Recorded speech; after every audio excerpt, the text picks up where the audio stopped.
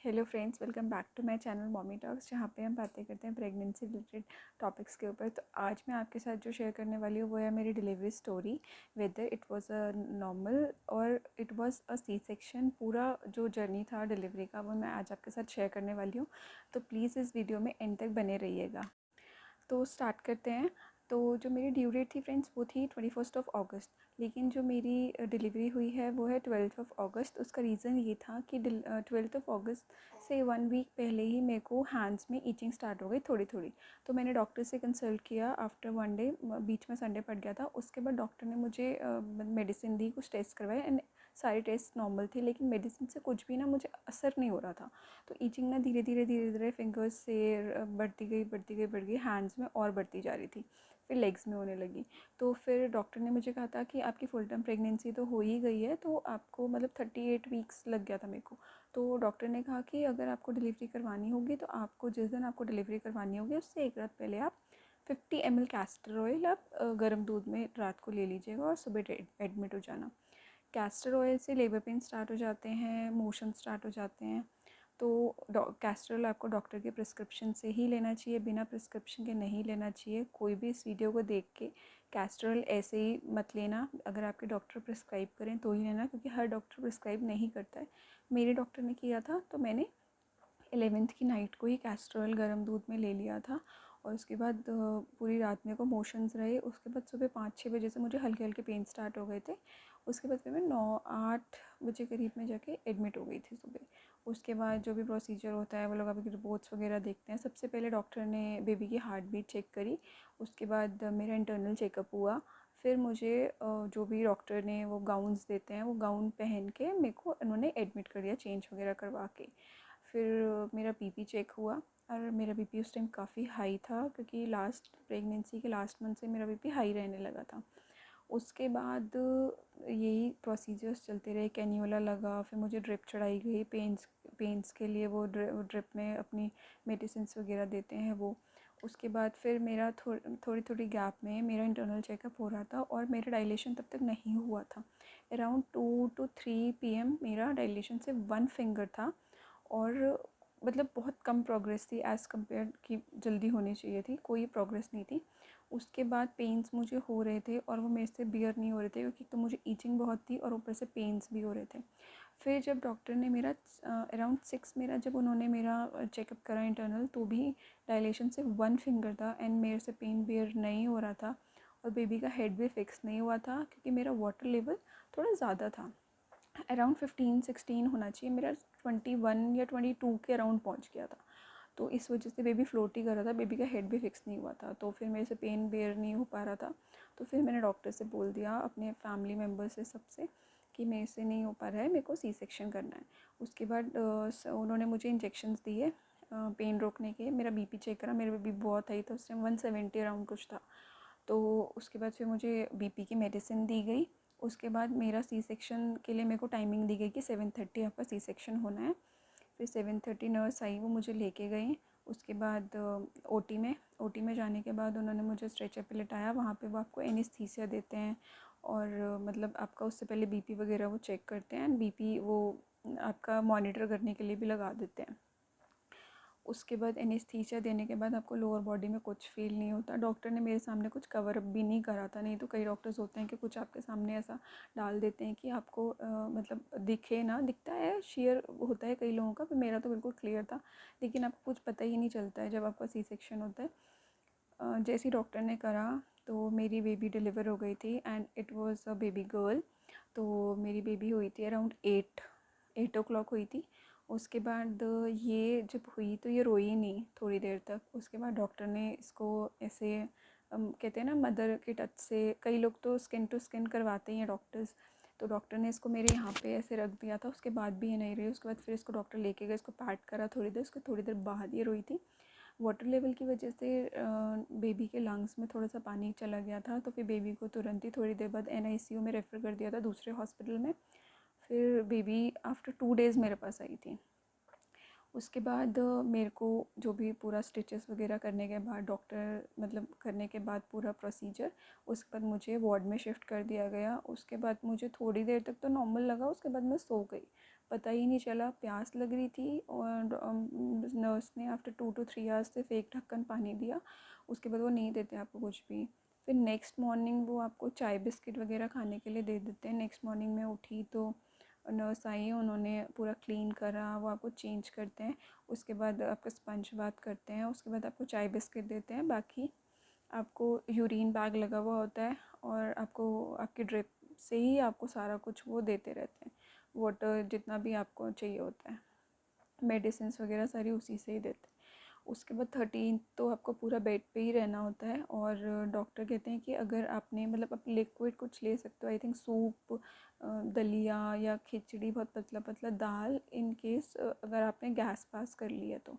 और दूध की चीज़ें आपको सिर्फ तब लेनी होती है जब आप स्टूल पास कर लेते हो, उससे पहले आपको दूध से बनी हुई कोई भी चीज़ नहीं लेनी होती है। और उसके बाद 14th को डॉक्टर ने मुझे कहा था कि आप थोड़ा सा बैठोगे और थोड़ा सा चलने की कोशिश करोगे रूम के अंदर ही। 14th को फिर नर्स ने मुझे हेल्प कराया, मुझे थोड़ा सा वॉक कराया रूम में, थोड़ी देर बिठाया चेयर पे। उसके बाद 14th की इवनिंग में मेरी बेबी मेरे पास आ गई थी डिस्चार्ज होके, क्योंकि दूसरे हॉस्पिटल में थी। उसके बाद 14th की नाइट के बाद 15th को मैं घर आ गई थी, मेरा डिस्चार्ज हुआ था। 15th को भी मॉर्निंग में बैठे थोड़ा सा, उसमें थोड़ा सा वॉक करने के बाद फिर 15th को डिस्चार्ज हो गया था। जब 15th को डिस्चार्ज हुआ, उससे पहले जो पीडियाट्रिशियन आते हैं उन्होंने मेरी बेबी को चेक करा, तो उन्होंने हमें बोला था कि आप एक बार इसका जॉन्डिस टेस्ट करवा लेना। तो जब 15th को 15 अगस्त था, इस चक्कर में लैब्स बंद थी, हॉस्पिटल में भी लैब्स वाले अवेलेबल नहीं थे, तो फिर हमने 16th को इसका टेस्ट कराया, जिसकी रिपोर्ट 17th को आई। तो इसका जो जॉन्डिस का कुछ वो होता है, लिमिट होती है, वो इसकी 14 थी और वो शायद 9 या 10 होनी चाहिए। उसके बाद फिर इसे जिस हॉस्पिटल में ये रही थी पहले NICU में, उसी हॉस्पिटल में इसको फ़ोटोथेरेपी के लिए पूरा एक दिन एडमिटेड रही है। उसके बाद इसका जॉन्डिस का लेवल पूरा नीचे हो गया था, आई थिंक 9 या 10 हो गया था, जितना होना चाहिए उससे भी कम। फिर इसको डिस्चार्ज कर दिया था। और हाँ, ब्रेस्ट फीड तो मैंने इसको आई थिंक मतलब ब्रेस्ट फीड, इसको ब्रेस्ट मिल्क हम भेज रहे थे जब ये NICU में थी तब भी।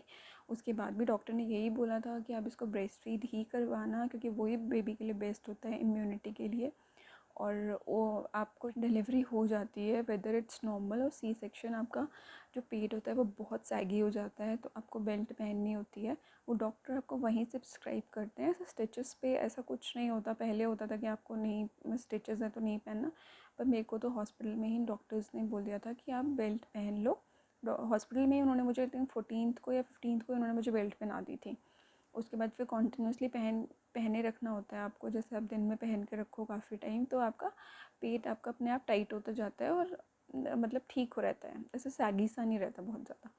उसके बाद 15th के बाद ईचिंग मुझे कंटिन्यू रही। मतलब कई लोग होते हैं जिनको डिलीवरी के बाद बिल्कुल ईचिंग बंद हो जाती है, लेकिन मुझे इट्स लाइक आज 25 सितंबर है और 1 महीने से ज़्यादा हो गया है, लेकिन मुझे ईचिंग कम नहीं हुई है। मतलब कम हो गई है लेकिन ख़त्म नहीं हुई है, और बहुत बढ़ गई थी डिलीवरी के बाद भी। उसके बाद मैं almost AC fan full on ही करके रखती थी, क्योंकि स्वेटिंग में बहुत ईचिंग होती थी। और डॉक्टर ने कहा था कि अब ऐसा कुछ नहीं होता है कि आप AC फ़ैन, डॉक्टर ने कहा था कि ऐसा कुछ नहीं होता है कि आप AC फ़ैन नहीं चलाओगे क्योंकि आपको ठंड लग जाएगी या कुछ है, क्योंकि बॉडी को भी देखना होता है। अगर इतना ज़्यादा मेडिसिन का ही रिएक्शन था जो मुझे हुआ था, ईचिंग का रीज़न ही यही था, क्योंकि मेरे प्रीवियस 2 मिसकैरेजेस हो रखे हैं, तो उस चक्कर में मैंने इसके टाइम पे बहुत सारी जो प्रेगनेंसी को सपोर्ट करने की मेडिसिन होती हैं, इंजेक्शंस होते हैं, वो बहुत सारे लिए थे।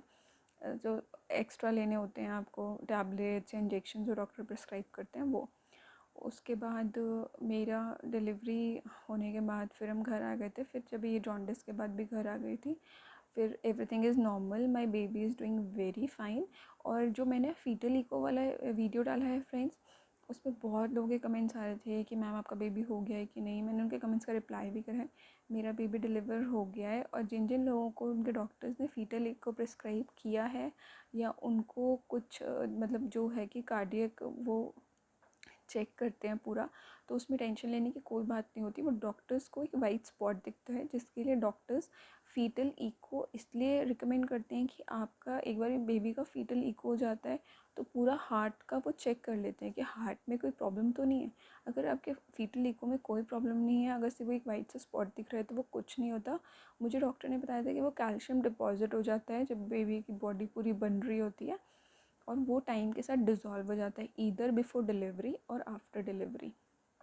तो मेरा तो मतलब डिलीवरी से पहले फ़ीटल इको के बाद किसी भी अल्ट्रासाउंड में डॉक्टर ने कुछ बोला नहीं है ऐसा, और डिलीवरी के बाद भी जब ये एनआईसीयू में थी 2 डेज़, तो इसका पूरा एक्सरे हुआ था, उसमें भी इसके कोई भी मतलब हार्ट में कुछ भी नहीं। डॉक्टर ने बताया एवरीथिंग इज़ नॉर्मल, तो किसी को भी टेंशन लेने की ज़रूरत नहीं है। फ़ीटल इको आप करवा लीजिए अगर आपके डॉक्टर ने बोला है।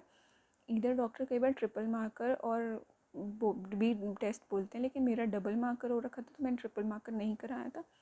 एंड बेबी बिल्कुल ठीक है, आप लोग टेंशन मत लो। अगर आप लोगों की डिलीवरी हो गई है तो प्लीज़ कमेंट करके बताना कि हाँ जी आपकी डिलीवरी हो गई है। एंड अगर आपकी कोई क्वेरी है तो प्लीज़ कमेंट बॉक्स में ड्रॉप कर देना। एंड और डाइट जो आपको लेनी होती है वो स्टार्टिंग में, जैसे इसको जॉन्डिस हो गया था तो मैंने हल्दी वगैरह कुछ नहीं ली थी और नॉर्मल डाइट ली थी बिना मसालों की। मतलब मेरी डॉक्टर ने मुझे कहा था कि आप कुछ भी मसाले का मिर्ची वाला मत खाइएगा, और कुछ भी ऐसा मत खाना जिससे आपको कफ हो या फिर खांसी हो, क्योंकि अगर आपको ये होगा तो आपके स्टिचेस में प्रॉब्लम होगी आपको खांसने में। और नॉर्मल डाइट आप ले सकते हो, मतलब मैंने सिर्फ 1 वीक तक ऐसा मतलब खिचड़ी दलिया ये सब लिया था, उसके बाद जो घर पे बनता है मैं नॉर्मल वो ही खा रही हूँ आफ्टर 1 वीक। उसके बाद से डॉक्टर ने मतलब मेरा सी सेक्शन 12th को हुआ था, तो मेरे स्टिचेस कटे थे 22 को मेरे स्टिचेस कट गए थे। मैंने फिर भी डॉक्टर से दोबारा पूछा था तो डॉक्टर ने कहा था आप सब कुछ ले सकते हो, आपको बहुत एक्सेसिव घी नहीं लेना होता कि आप ये सोचो कि मैं घी डाल डाल के पीने लगो। हाँ, पिन्नी पंजीरी जो भी ये कुछ होता है आप ले सकते हो, नॉर्मल पराठा वगैरह आप कुछ भी खा सकते हो, बहुत एक्सेसिव घी नहीं खाना चाहिए। अब सी सेक्शन पहले की तरह नहीं होती कि आपके टाँके पक जाएंगे, ये कुछ थोड़ा केयरफुल रहने की ज़रूरत होती है, बट बिल्कुल उबला हुआ आप कोई नहीं खाता। डॉक्टर्स भी यही कहते हैं कि आप खा सकते हो नॉर्मल, बहुत ज़्यादा स्पाइसी या बहुत ज़्यादा ऑयली ये सब नहीं खाना होता, नॉर्मल जो आपके घर पे बन रहा है आप खा सकते हो।